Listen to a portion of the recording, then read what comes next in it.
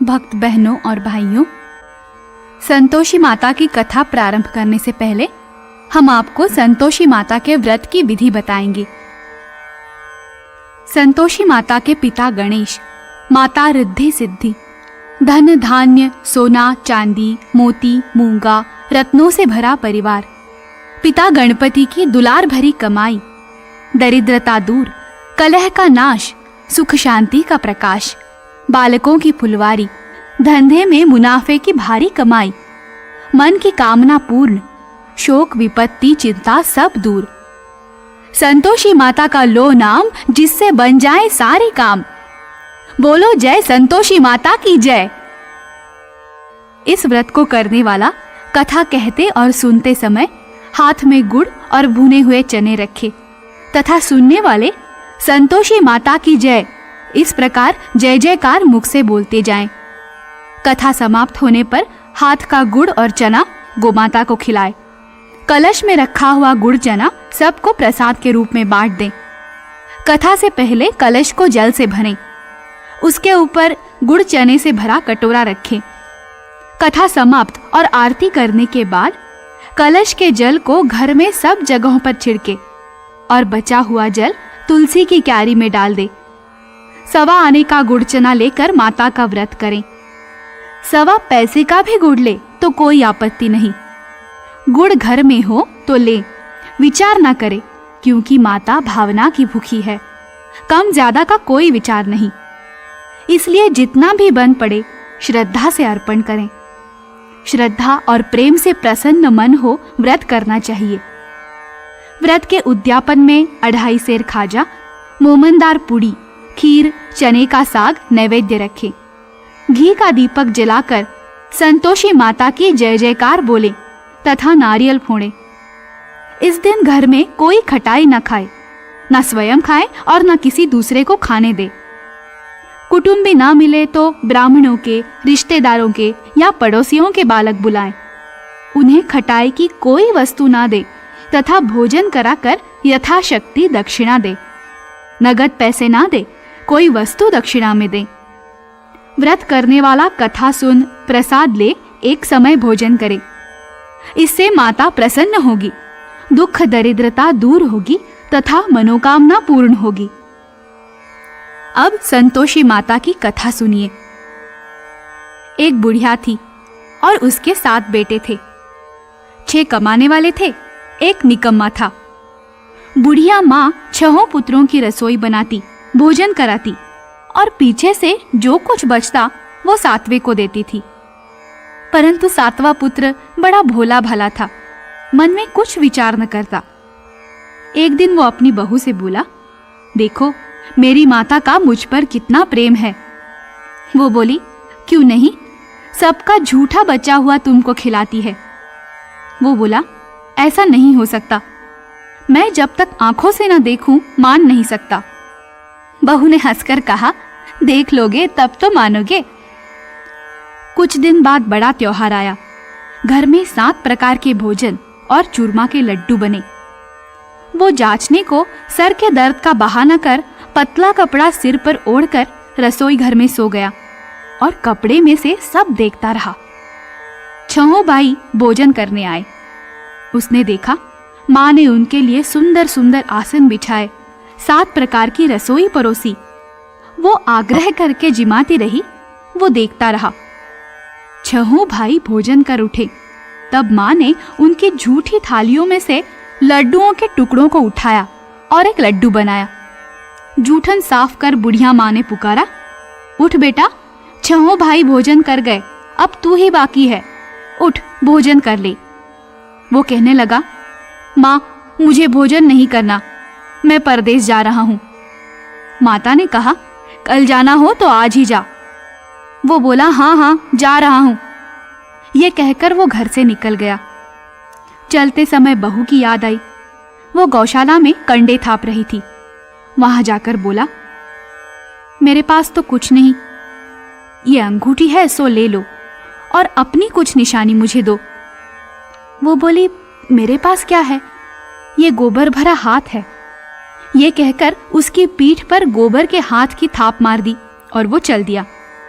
चलते चलते दूर देश में पहुंचा। वहां पर एक साहूकार की दुकान थी। वहां जाकर बोला, सेठ जी, मुझे नौकरी पर रख लो। साहूकार को जरूरत थी। साहूकार ने कहा, काम देखकर दाम मिलेंगे। साहूकार की नौकरी मिली। वो सवेरे 7 बजे से 12 बजे रात्रि तक काम करने लगा। कुछ दिन में दुकान का लेन देन, हिसाब किताब, ग्राहकों को माल बेचना, सारा काम करने लगा। साहूकार के 7-8 नौकर थे। वे सब चक्कर खाने लगे, ये बहुत होशियार बन गया है। सेठ ने भी काम देखा और 3 महीने में ही उसे मुनाफे का साझीदार बना लिया। 12 वर्ष में वो नामी सेठ बन गया और मालिक सारा कारोबार उस पर छोड़कर बाहर चला गया। इधर बहू पर क्या बीती सो सुनो। सास ससुर उसे दुख देने लगे। सारी गृहस्थी का काम कराकर उसे लकड़ी लेने जंगल में भेजते। इस बीच घर की रोटियों के आटे से जो भूसी निकलती, उसकी रोटी बनाकर रख दी जाती और फूटे नारियल की नरेली में पानी। इस तरह दिन बीतते रहे। एक दिन वो लकड़ी लेने जा रही थी कि रास्ते में बहुत सी स्त्रियां संतोषी माता का व्रत करती दिखाई दी।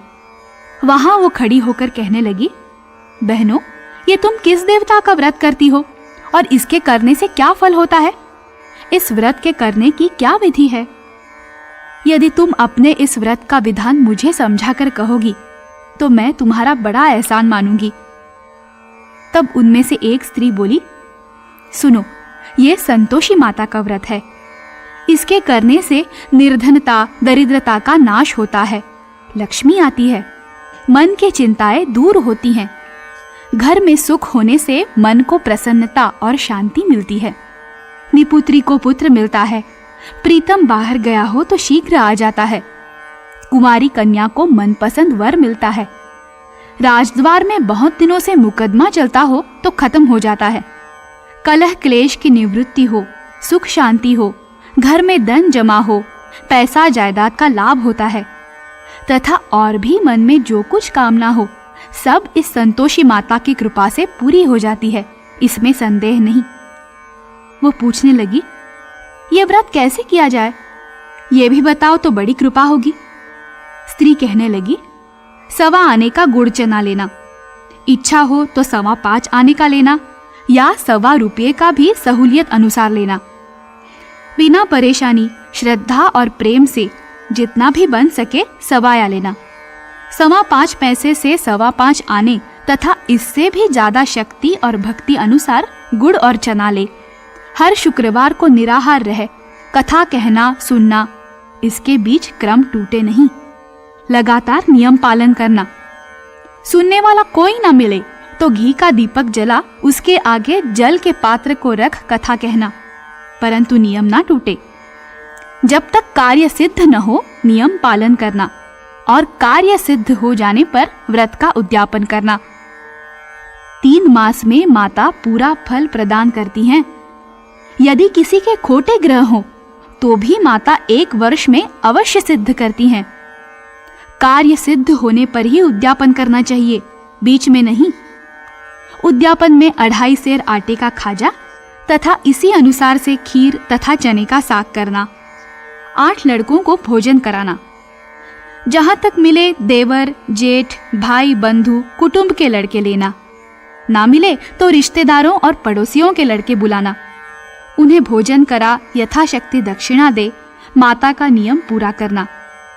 उस दिन घर में कोई खटाई न खाए।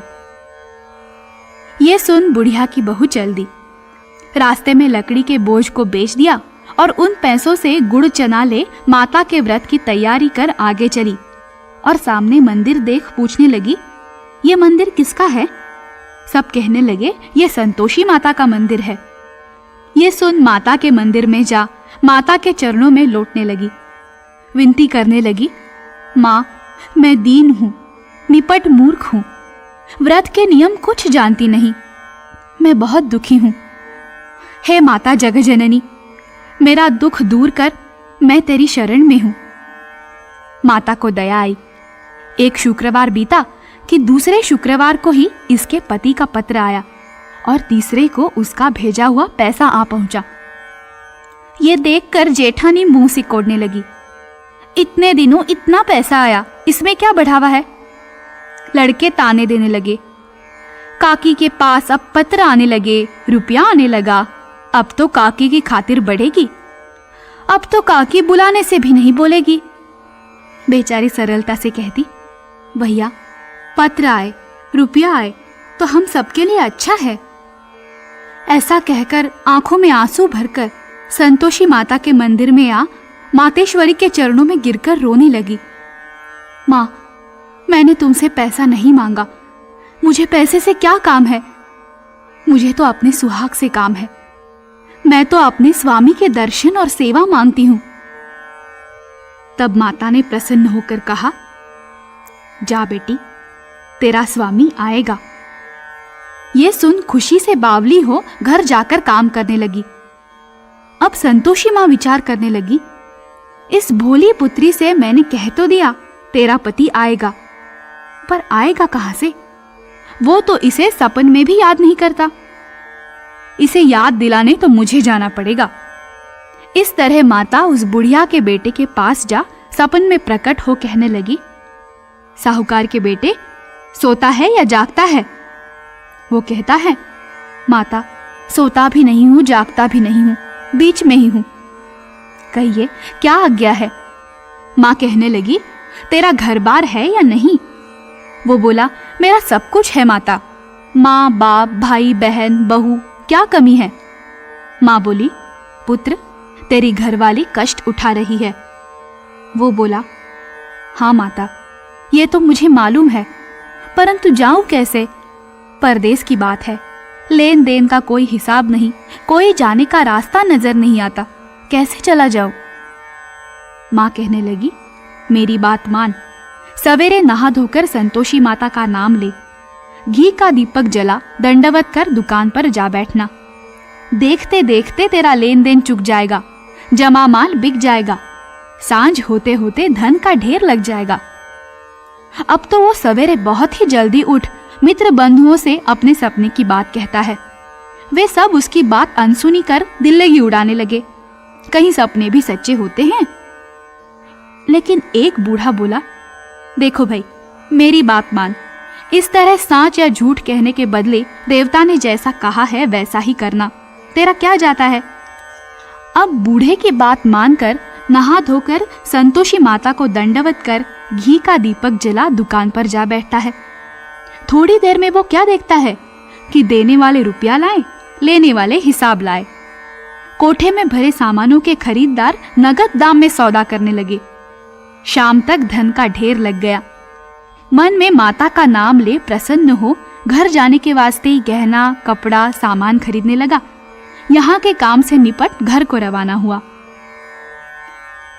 यहाँ बहू बेचारी जंगल में लकड़ी लेने जाती है, लौटते वक्त माताजी के मंदिर पर विश्राम करती है। वो तो उसका रोज रुकने का स्थान ठहरा। दूर धूल उड़ती देख वो माता से पूछती है, हे माता, ये धूल कैसे उड़ रही है? माँ कहती है, पुत्री, तेरा पति आ रहा है। अब तू ऐसा कर, लकड़ियों के 3 बोझ बना, एक नदी के किनारे रख, दूसरा मेरे मंदिर पर और तीसरा अपने सिर पर रख। तेरे पति को लकड़ी का गट्ठा देखकर मोह पैदा होगा। वो वहां रुकेगा, नाश्ता पानी बना खाकर माँ से मिलने जाएगा। तू लकड़ी का बोझ उठाकर जाना और बीच चौक में गट्ठा डालकर 3 आवाजें जोर से लगाना, लो सासू जी, लकड़ियों का गट्ठा लो, भूसी की रोटी दो, नारियल के खोपड़े में पानी दो, आज कौन मेहमान आया है? माँ की बात सुनकर वो बहुत अच्छा माता जी ऐसा कहकर प्रसन्न मन हो लकड़ियों के 3 गट्ठे ले आई। एक नदी के तट पर, एक माता के मंदिर पर रखा। इतने में ही वो मुसाफिर आ पहुंचा। सूखी लकड़ी देख उसकी इच्छा हुई कि अब यहीं निवास करे और भोजन बना खा पीकर गांव चले। इस प्रकार भोजन खा विश्राम ले गांव को गया। उसी समय बहू सिर पर लकड़ी का गट्ठा लिए आती है। उसे आंगन में डाल जोर से 3 आवाज देती है, लो सासू जी, लकड़ी का गट्ठा लो, भूसी की रोटी दो, नारियल के खोपड़े में पानी दो, आज कौन मेहमान आया है? ये सुनकर उसकी सास अपने दिए हुए कष्टों को भुलाने हेतु कहती है, बहू, ऐसा क्यों कहती हो? तेरा मालिक ही तो आया है। बैठ, मीठा भात खाकर कपड़े गहने पहन।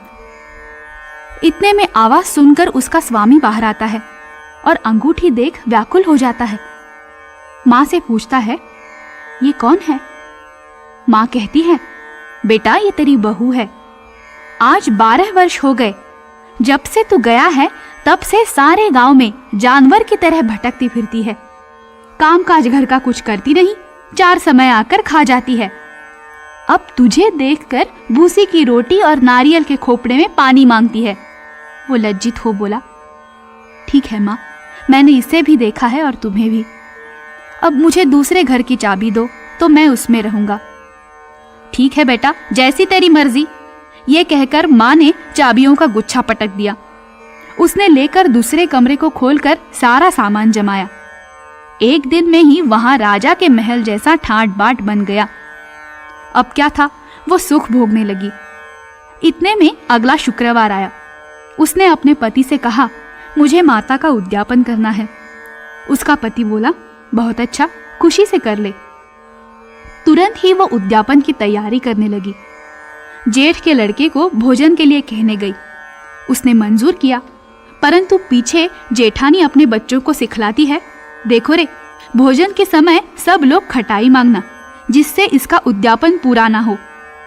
लड़के जिमने आए, खीर पेट भर खाई, परंतु बात याद आते ही कहने लगे, हमें कुछ खटाई खाने को दो, खीर खाना हमें भाता नहीं, देखकर अरुचि होती है। लड़के उठ खड़े हुए, बोले पैसे लाओ। बोली बहू कुछ जानती नहीं थी, सो उन्हें पैसे दे दिए। लड़के उसी समय उठ कर के इमली ले खाने लगे। ये देखकर बहू पर माताजी ने कोप किया। राजा के दूत उसके पति को पकड़ कर ले गए। जेठ जेठानी मनमाने खोटे वचन कहने लगे, लूट लूट कर धन इकट्ठा कर लाया था, सो राजा के दूत उसे पकड़ कर ले गए हैं। अब सब मालूम हो जाएगा जब जेल की रोटी खाएगा। बहू से ये वचन सहन नहीं हुआ। रोती रोती माता के मंदिर में गई और कहने लगी, माता तुमने ये क्या किया, हंसाकर क्यों रुलाने लगी? माता बोली, पुत्री तूने उद्यापन करके मेरा व्रत भंग किया है, इतनी जल्दी सब बातें भुला दी। वो कहने लगी, माता भूली तो नहीं हूं, ना कुछ अपराध किया है, मुझे तो लड़कों ने भूल में डाल दिया, मैंने भूल से उन्हें पैसे दे दिए, मुझे क्षमा करो माँ। माँ बोली, ऐसी भी कहीं भूल होती है? वो बोली, माँ मुझे माफ कर दो, मैं फिर तुम्हारा उद्यापन करूंगी। माँ बोली, अब भूल मत करना। वो बोली, अब भूल नहीं होगी, अब बताओ वे कैसे आएंगे?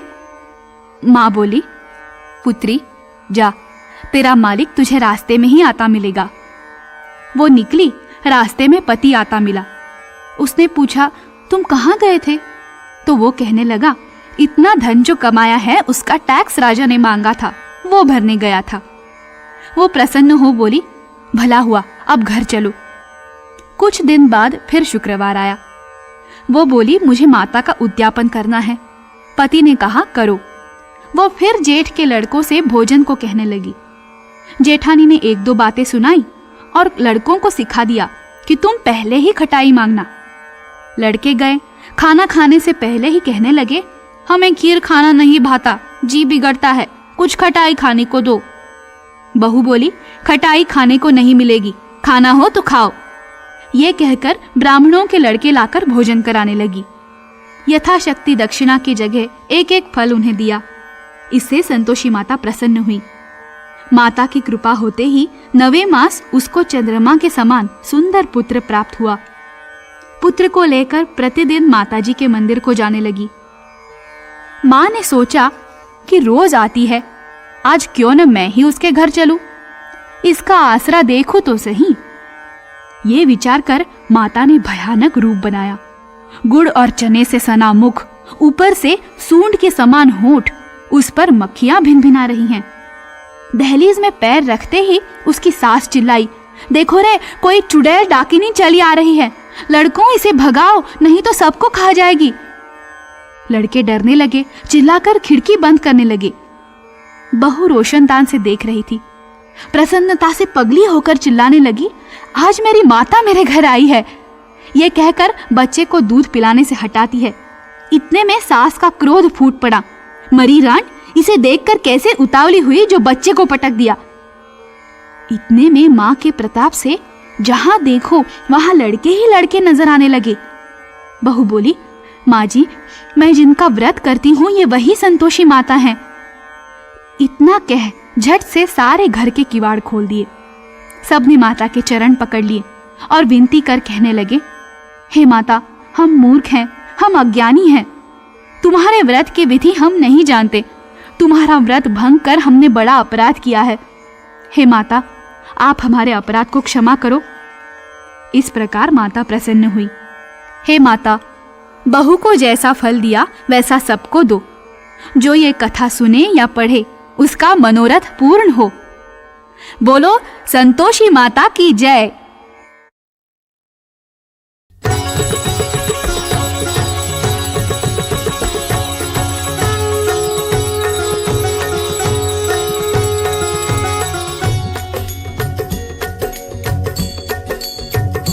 जय संतोषी माता, मैया संतोषी माता, अपने सेवक जन की, अपने सेवक जन की सुख संपत्ति दाता। जय संतोषी माता, जय संतोषी माता, मैया संतोषी माता, अपने सेवक जन की, अपने सेवक जन की सुख संपत्ति दाता। जय संतोषी माता। सुंदर चीर सुनहरी माता रण की मोह, मैया धारण की मोह। हीरा पन्ना दमके, हीरा पन्ना दमके, तन श्रृंगार लीनो। जय संतोषी माता। गेरू लाल छटा छवि बदन कमल सोहे, मैया बदन कमल सोहे। मंद हसत करुणामयी, मंद हसत करुणामयी, त्रिभुवन मन मोहे। जय संतोषी माता। स्वर्ण सिंहासन बैठी चवर ढूले प्यारे, मैया चवर ढूले प्यारे। धूप दीप मधुमेवा, धूप दीप मधुमेवा, भोग धरे न्यारे। जय संतोषी माता। गुड़ और चना परम प्रिय तामी संतोष किए, मैया तामी संतोष किए। संतोषी कहलाई, संतोषी कहलाई, भक्तन विभव दिए। जय संतोषी माता। शुक्रवार प्रिय मानती आज दिवस सोही, मैया